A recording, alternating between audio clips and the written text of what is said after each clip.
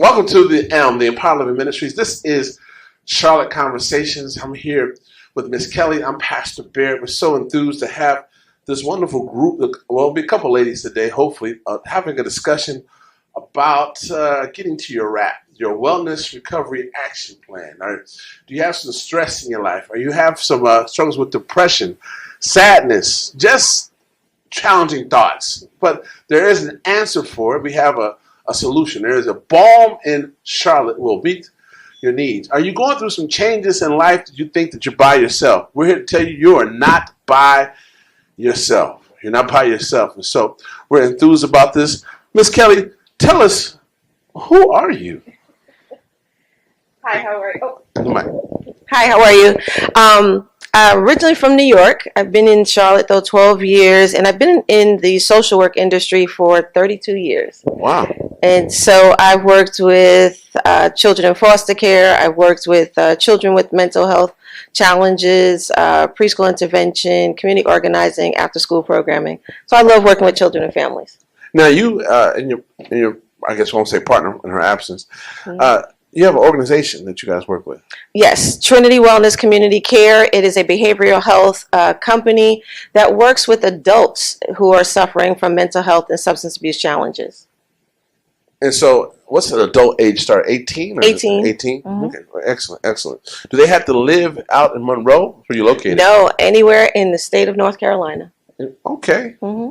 And are your services covered by insurance? Medicaid, it's all Medicaid funded. And then now that Medicaid has gone managed care, we work with 10 different health insurance companies through Medicaid. Right. And so mental health, I started, as a pastor, my benefits, I get 4 free therapy sessions. Mm-hmm. So for my birthday, which was last Thursday before last. Oh, happy birthday. Yeah, thank you. July 20th. Yes, all month. Okay. And that's right, all month. Mm-hmm. And soon, unfortunately. But I started my process. I did the whole month of July. I started examining myself. I examine. I want to measure myself as a man as I'm going into my birthday. Mm-hmm. And part of this process, what I did was I started therapy. I've done 2 so far. I've done 2. And it was great. I mean, some people shy away from mental health. I know growing up in the church, it was we'd go get prayed for all the time. Right. But then you would see people do things in the church like, man, they need to. Yeah. But so I decided to take on being responsible and went to therapy. Now, all I do really, for those who have never been to therapy, is I talk my head off to somebody that, as a pastor, we don't only talk to pastors about my issues, right? Mm-hmm. But I hear everybody else's issues. So I gave this woman a whole hour of stuff, and she just got so fascinated. She was like, "Oh, go tell me more." But I was like, "How kind of?" But you guys, tell me about what do you do that may be different from just going to a therapist? So now I'm more of in a management capacity, but I still work very closely with the staff. We have frontline staff that has actually had their own mental health challenge. It's actually a requirement of the program, but they have to have been 2 years in recovery, and then they have to have training. And so I work very closely with them in identifying things like this, like the WRAP plan, which is the Wellness Recovery Action Plan, and other activities that will help their clients, we call them consumers, to deal with the challenges of life, PTSD, anxiety, depression. And then some people do have DSM-5, which is the clinical diagnosis, bipolar, ADHD, schizophrenia, more severe challenges, and we help them to figure out how to just manage every day and be self-sufficient. That's important. Mm-hmm. Since the pandemic, the increase of the need for therapy and assistance with our mental health has increased. Mm-hmm. For the very first time in American history, black men, black boys are committing suicide at a much higher rate than in the history of America. Of all the things we've been through, now we're starting to see that it wasn't what we did. Black men did not commit suicide, but now they are. Yes. And so we need to address that for real, in a very serious way. And I get to hear from pastors in our stories and discussions. It's across the board. It doesn't matter what your socioeconomic class is. It can be from the wealthiest to the ones who are disconnected the most. It still seems to be an issue that needs to be addressed, and that Black people, almost to a point, refuse to address. Yeah. Refuse to address, although it's needed. So how do we address that part of it? So one of the things, it's interesting too, because I've been a part of the Keisha's company for a while, but I've developed my own tools which actually align with this. Mm-hmm. And so when I've dealt it right before the pandemic started, my mom passed suddenly. And so I had to spend some time in New York, and then I came back and I'm like, okay, what happened here? And just trying to figure out, literally on my drive back from New York, it is when there was no water, you couldn't get cleaning products, and I'm like, what is going on here? Right. And so then being quarantined, I realized that I had to figure out my own toolkit. And so oftentimes I would wake up, I'm like, okay, God, I need to hear your word today, and how. And so sometimes I found it literally on social media. Sometimes I found it through song, and I would listen to gospel music, or I would go to YouTube and listen to different ministers preach, as well as go to my church. And so we have to find the things that are going to work for us, because I may be different than you. I've gone to traditional therapy. I've gone to pastoral counseling. There was a time where I was in all three. I was going to two pastors at one time, and a regular therapist. And but we have to move away from the stigma that mental health means that you're crazy. Going to a therapist means that you're crazy. You're not crazy. Or as I say, everybody has a little bit of crazy, and that's okay. And right. So we just have to know that when we have a challenge, we need to address it before it gets out of control. Yes, yes. Oh, here's Miss Keisha right here. Let me let her catch her breath. And then, so yesterday I was talking to a gentleman. He's going to Los Angeles with his wife, and he asked me, someone from Los Angeles, where should he go? And I was giving him a place to go, Malibu and Santa Monica, and where to go in Venice, and what restaurants to go to, and a variety of things for him to do. I made his whole plan out. Right. And he says, what other things should I know? I said, do not wear red. There's some rules when going to Los Angeles do not do. You do not wear red. You need to fill your tank up. Do not stop and get gas at night, because you don't know where you are. There's certain things about survival. Right. And I realized I have some PTSD from living in Los Angeles. My daughter lives there now. Yeah, she's like, I'm like, I'm worried. Like, I don't wear red very much anymore. So, but we as Black folk in America, we have some PTSD by just living in America. Tell us what rap is, as Keisha comes up, what rap is, and then does it address some of those just ongoing lifestyle challenges that we have that we don't even know that we have? So RAP stands for Wellness Recovery Action Plan, and basically it's an action plan. It's when you have an action plan, you're identifying the challenges, and then you, because in order to correct something and create a solution plan, you have to make sure that you know what you're dealing with. And so identify the challenges so that you can address it. And you can address it in any way that suits you. And then so that could be, like I mentioned before, it could be listening to music. It could be going to a yoga class. It could be reading a book. I tend to read Christian books and positive mental attitude books and business books. That's usually my genre of books. It could be taking a bath or taking a shower. Anything that feels good for you, that's appropriate. Because a lot of people will resort to things that they think helps them feel good, like alcohol or drugs or any other kind of addiction. And but you have to focus on things that are going to be positive, that's going to suit you and feed you well. Some people resort to food.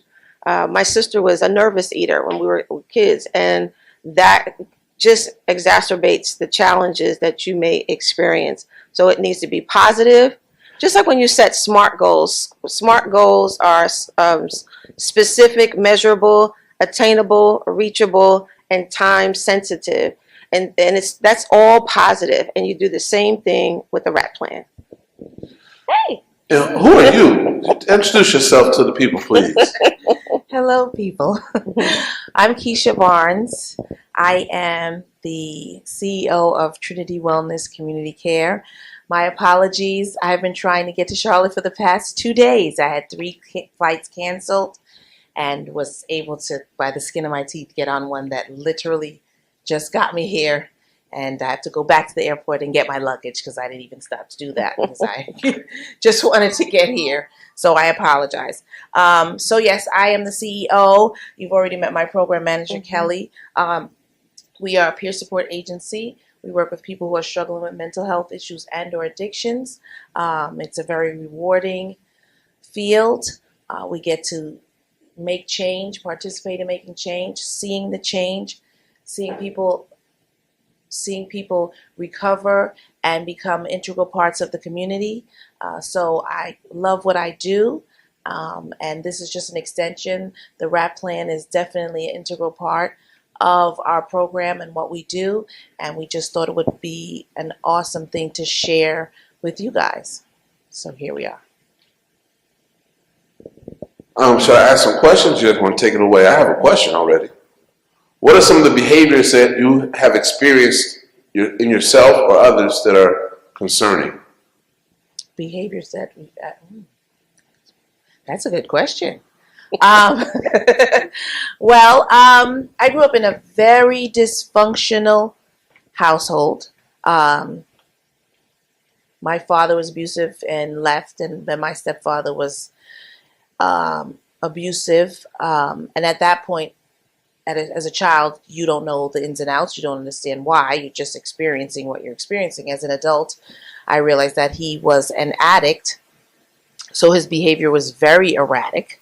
So, of course, I grew up with classic behaviors and symptoms of a child who grew up in that kind of dysfunction.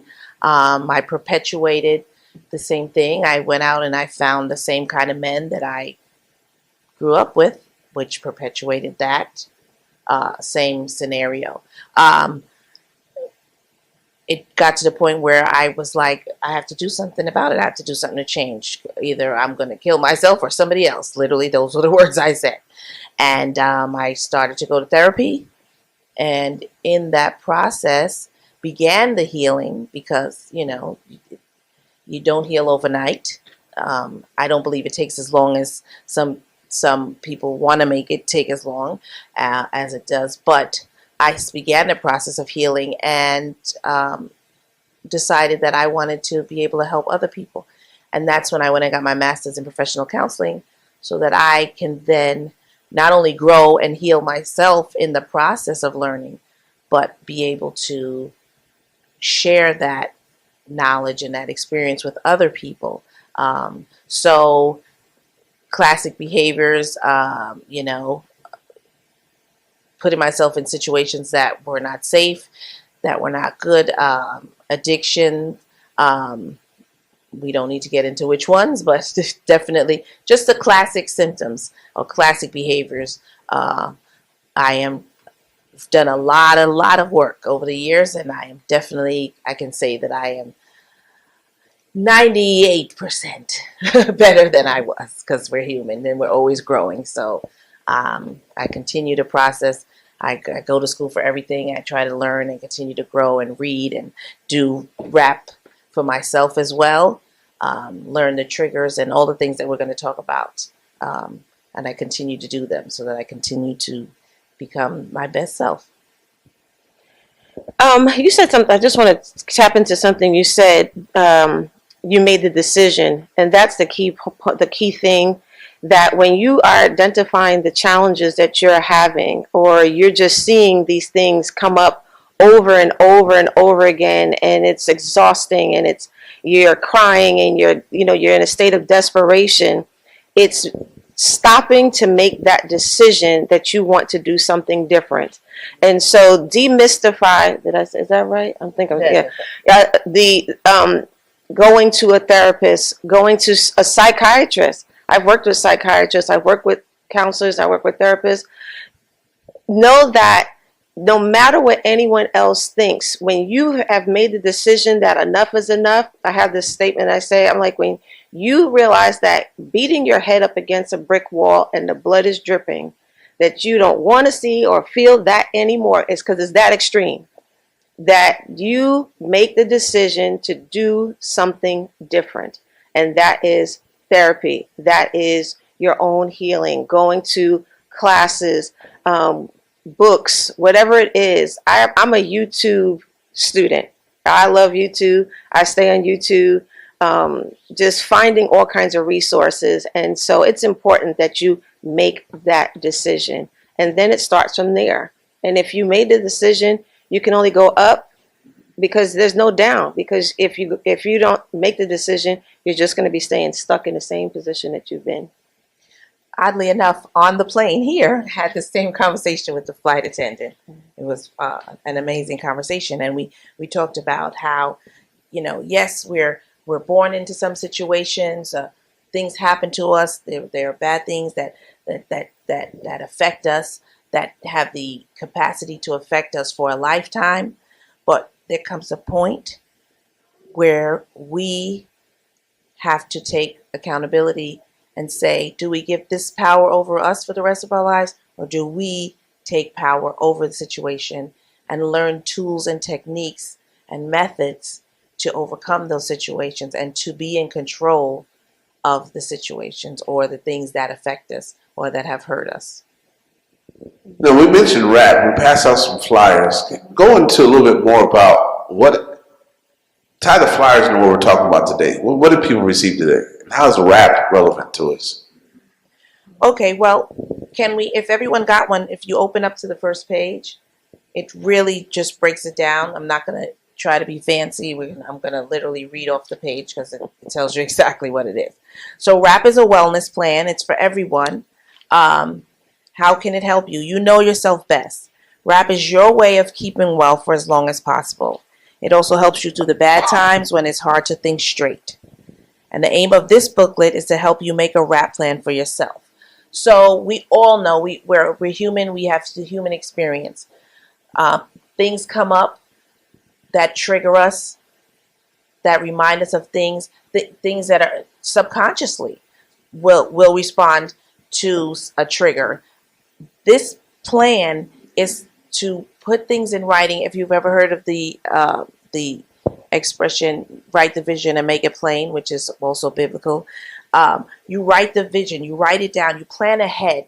So it's literally planning ahead for stressful times, not so that you're not caught off guard. Of course, you can be caught off guard by situations at any time, but when you write these things down and you follow these techniques, you learn to pick up or recognize the triggers. You learn to pick up, like you say, well, I recognize that I'm starting to feel this way, or I'm saying these things to myself, or I'm going downward, or, I'm spiraling. And you learn to recognize those things. And then you can literally pick up this book and you can say, well, what did I say I was going to do when I feel this way? Instead of letting it continue. So you learn to pattern interrupts, because we're creatures of habit, whether we know it or not, whether we acknowledge it or not. We follow patterns. So when we're upset, we follow patterns. When we're happy, we follow patterns. When we're neutral, we follow patterns. This is a plan and a way to acknowledge, recognize triggers, recognize those patterns, and to interrupt those patterns that cause us harm or that will spiral out and make us do things like drink to feel better, or it doesn't even have to, it could be anything that you do that does not benefit you. Because we don't want to do things that in the short period, make us feel good. Okay, I had a drink, I had too many drinks, I feel good right now. But we all know that ultimately that's not good for you and you're not going to feel well afterwards. So this is a way to develop a plan, put it in writing, so in advance you have this here. And when things come up and they trigger you, or you're feeling bad, or you're just feeling off, because some days we just feel off, You can say, well, you know what I said, when I feel off, I'm going to listen to this music. I'm going to do some yoga. I'm going to do some stretches. I'm going to go take a long walk in nature. I'm going to put my feet in some grass and ground myself. I'm going to pray. This is what I'm going to, and do it. And you'll see that it actually does work. It actually just does change your perspective. And I'm going to add to that, because what happens is when you keep these things, you may know all the things that work for you, but when you keep them in your head and you are dealing with a specific situation and that trigger hits, you're not going to think clearly to remember to go to this. So if it's written down, then it's easier for you to say, okay, you know what, I'm going to journal today. Or I'm going to do, I'm just going to go to a coloring book. And what we're saying can work for children all the way through to a senior. It doesn't matter the age. In addition, it's not even just a list. When I worked with children with mental health disorders, I used to get from the dollar store, the plastic shoe bin. And in that shoe bin, the child identified all the things that they wanted. And this is what you can do for yourself too, and create this box, a physical box. You can have the list, but you can also create a physical box. So maybe in the box there's a candle. Maybe in the box there's a devotional.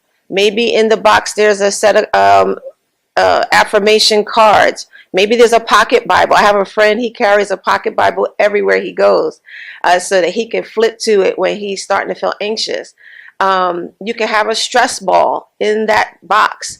Maybe there's a healthy snack in that box. And so that's something that you can go to. When I worked with kids, I would, when they were getting out of control and they were melting down, I'm like, go get your box, because I would leave it at the house. Go get your box. And then I'm like, I want you to pick one thing. It also helps, especially with children, to help them make decisions. And even for the adult, to make positive decisions. And so create this and figure out what are those things that are going to work for you. And then create that box. And then that's going to be your go-to. And you're going to find that in your subconscious, you're just going to go to them. It's not going to be such a conditioned situation, but it's going to become a part of your everyday life. So to add to that, if you turn to page 3, it talks about wellness tools. And it says, first, we all need to make a toolbox to store all of our wellness tools, which is exactly what you just said. Mm-hmm. In short, your wellness tools are a list of day-to-day things that make you feel good. So this is a practice. Like she said, you want to practice things that make you feel good every day. If you think about it, it makes sense, right? We have so many things going on, stressful things. We have to pay the bills. We have to do this. We have to get here. We have to get to work. We have to get the kids ready. We have to, so many things in our life daily that are stressful. Why not put things in place every day that make you feel good, that are good for you, right? So you develop this toolbox, and a few examples. It says going to the gym, holistic treatments, listening to music, a chat with friends, hot bath, being alone in a quiet place, going for a walk. We can't maybe do all of these things, but we can certainly do some. We can go for a walk, right? We can go outside, find a piece of grass and put our feet in the grass and look up to the sky and pray. We can write in a journal.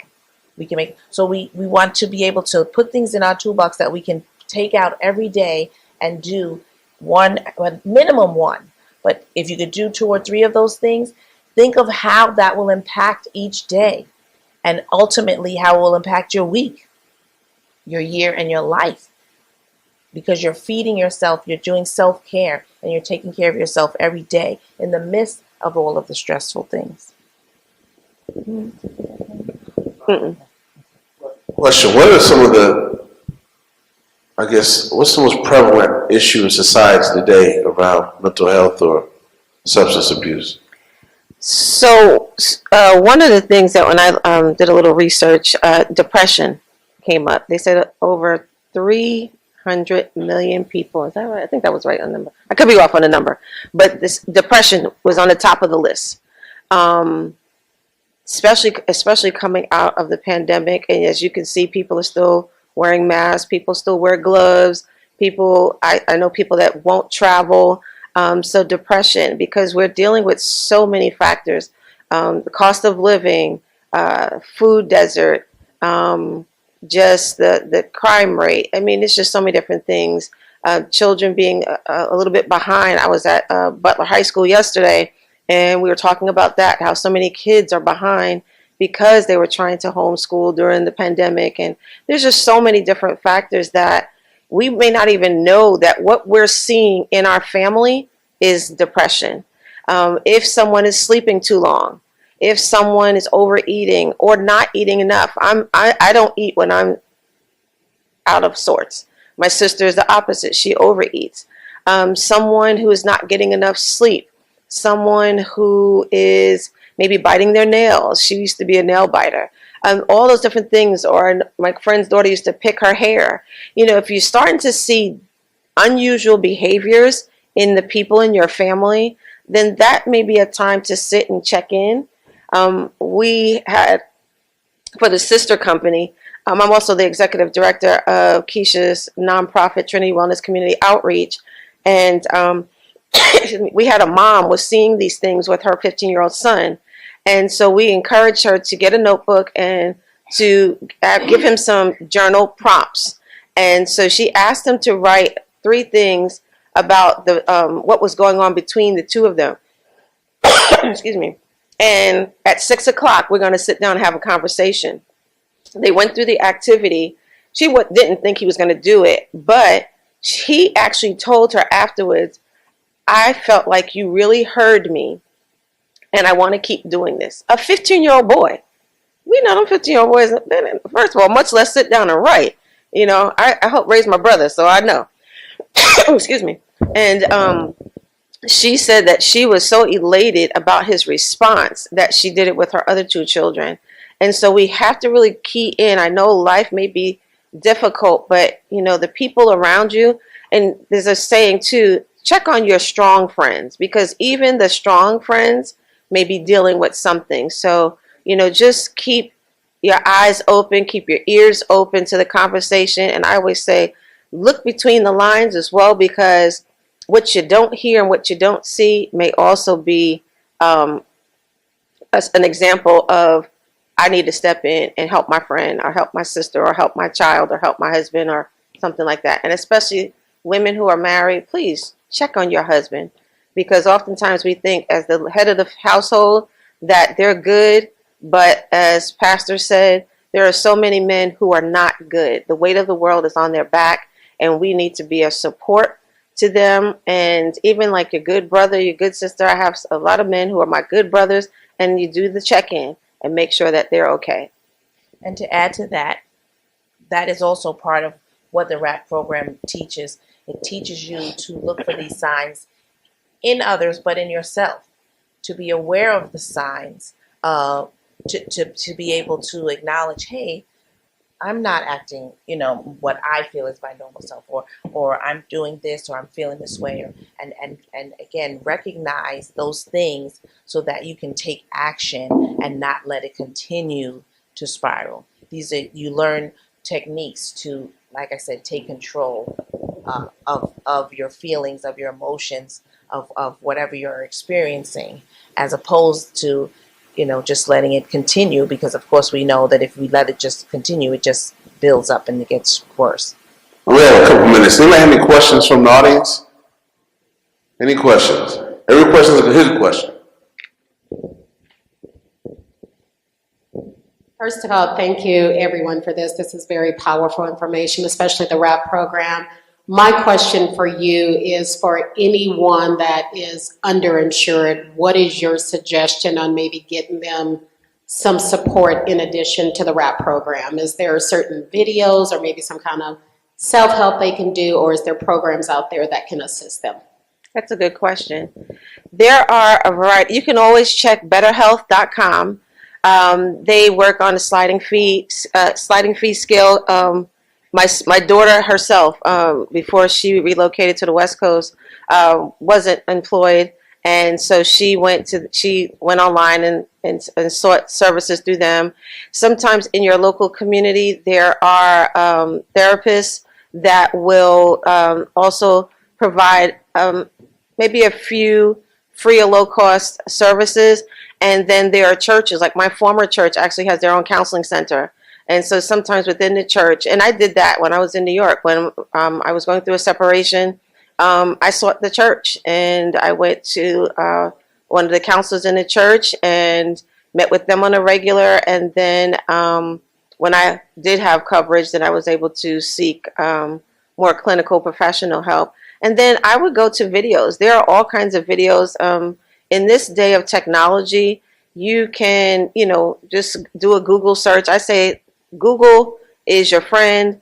Put in just Google free local, free counseling services or free activities, or low cost activities to help me through depression, mood swings, whatever you're dealing with.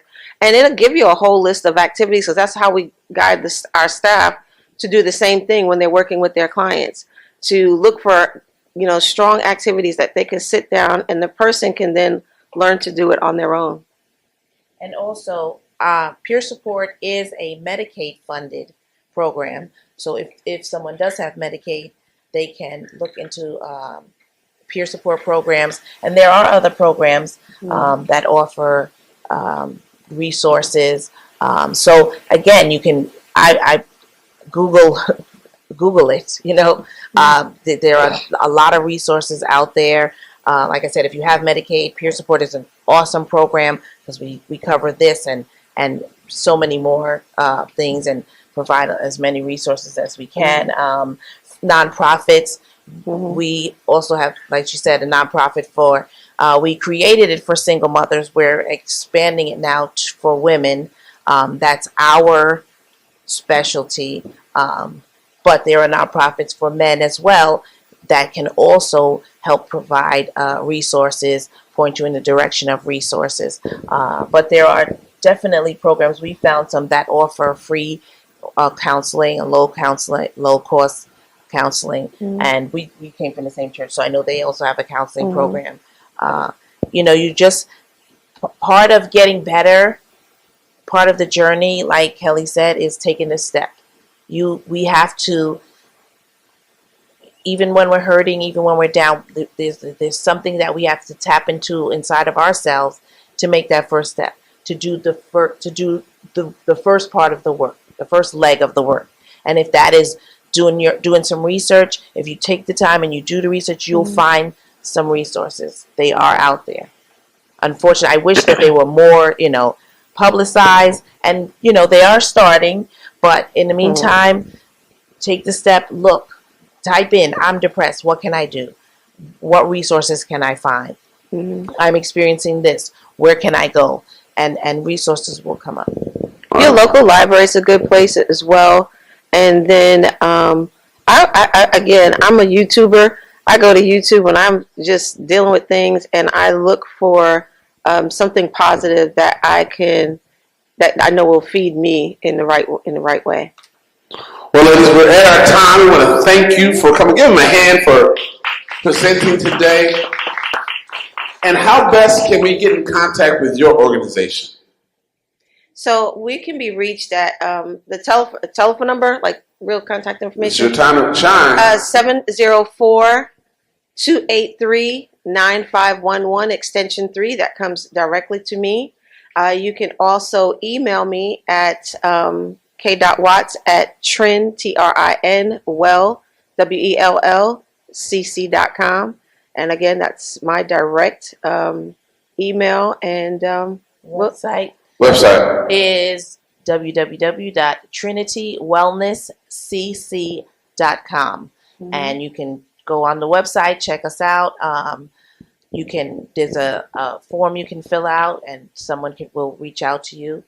The fastest way, though, would be definitely just to give us a call or email Kelly, and someone will reach out to you, and we can discuss the program and hopefully be able to help you. Let me just also add, since we don't have enough time to go through the whole RAP plan, it literally gives you instructions. Just follow each one, fill out the paperwork, and keep it for yourself. Daily maintenance. It addresses everything to help you, like I said, to daily help yourself It helps you learn triggers about yourself, early warning signs of distress, what we discussed. It covers a lot. And then even after a crisis. So if you go through this packet and you fill it out for yourself and take the time, do it when you have time to sit in a quiet place and really think about your answers, because this is something you're doing for yourself. You're investing in yourself, and the best thing you can do for yourself is invest in yourself and do self-care. And this is one of the best forms of self-care you can do. So please take it home, take the time, and complete the packet. We want to thank everyone for coming out today. This has been Charlotte Conversations. We talked about, we got to have you guys back again. We talk about our wellness and recovery action plan so we all can live a life empowered. Would you want to live empowered? I say yes. Yes. Come and join us every Sunday at 11 o'clock here at online if you're watching, but here at AirZ Grand Cinema. This is the Elm. We want to have something to empower you each and every week so you may live your best life. God is still in the miracle working power. He has not given up on us, but he wants us to walk alongside of him and do some work too. But you also have to believe. Do you believe? I believe. Let's take us out in prayer. Father God, we thank you, the Lord, for being our Father, our light, the one who loves us the most. As we reflect that back towards you today, Father, we love you so much. And we're thankful for having another opportunity to get it right again. As we go forth, dear Father, you become great and we'll become small, that you may get all the glory, get all the victories, and get all the joy. We ask these things in the great name of Jesus, we pray. We all said, amen, amen, amen. Give yourselves a hand. All right. We'll have all this information.